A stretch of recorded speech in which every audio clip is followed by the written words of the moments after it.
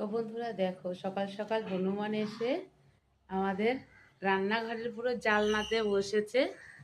এবার জল খাচ্ছিলাম পড়লো বুঝলে। আর মেয়ে দেখি হনুমান মেয়ে ছিল রান্নাঘরে।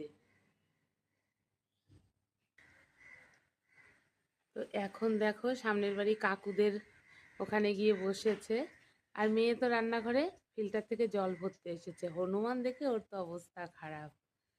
তো আমাদের এখানে বেশ হনুমানের জ্বালায় কিন্তু। কালকে হনুমানের লম্বু কৌটো নিয়ে গেছে দোকান থেকে। তো যাই হোক বন্ধুরা, সকাল সকাল চলে এসেছে কিন্তু রাম ভক্ত হনুমান।